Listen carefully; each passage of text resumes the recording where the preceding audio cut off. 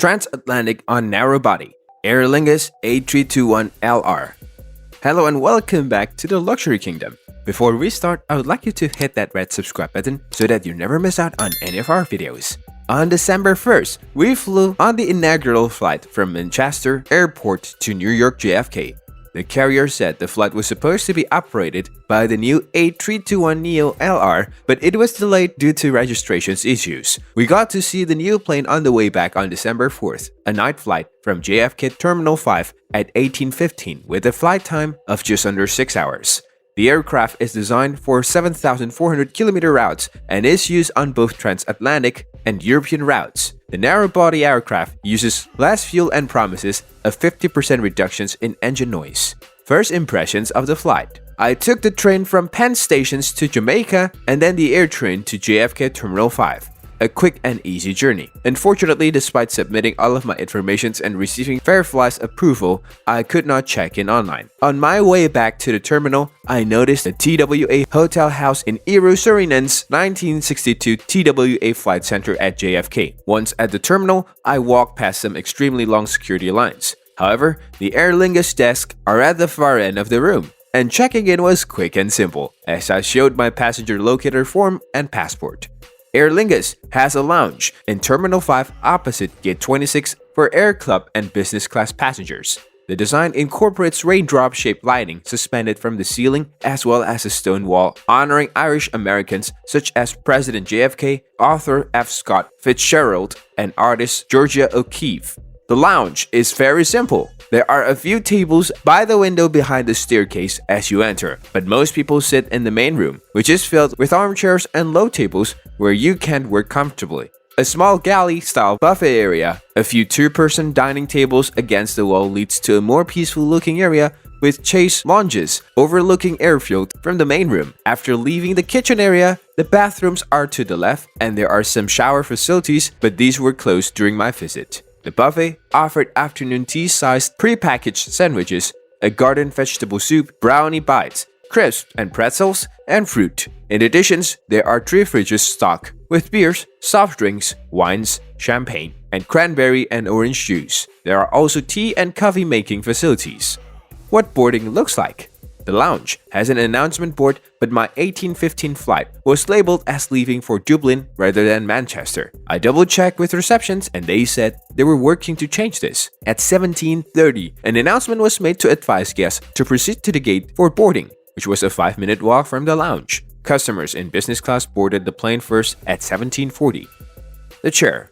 The A321neo has 184 seats in 2 classes with single aisles cabins, 168 in the economy in the 3-to-3 configurations, and 16 in business in an altering 2-to-2, 1-to-1 configurations.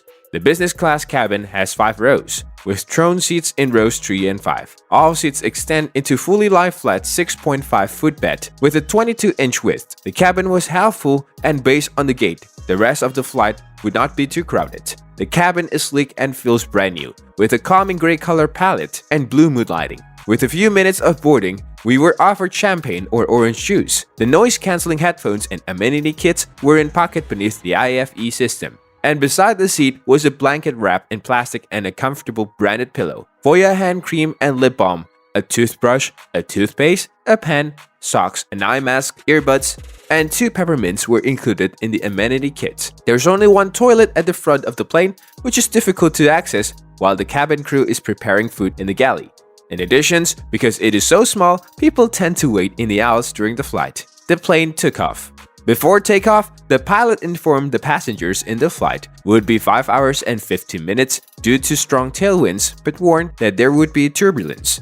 We were delayed due to technical issues with the IFE systems, which was repeatedly rebooted. While it appears to be functioning properly as we took off, it abruptly shut down halfway through an episode of a TV show and began to recalibrate. The passenger in front appeared to be having monitor issues as well, and he moved to an empty seat as a result.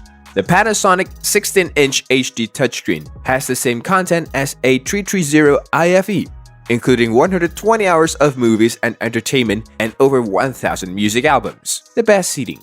Again, I was very pleased with my 3K seat, which felt very private and was ideal for solo travelers. The rows, with 2 seats on each side of the aisle, have a divider for privacy but lack storage space compared to the throne seats. On each row, the storage seats alternates between neighboring seats. Legroom is greatest in the bulkhead row. The others have a narrower well, as contour around the 2 seats in front. The only drawback to these seats is that they are extremely close to the galley and toilets on this smaller aircraft, but you get to leave first. Food and beverages.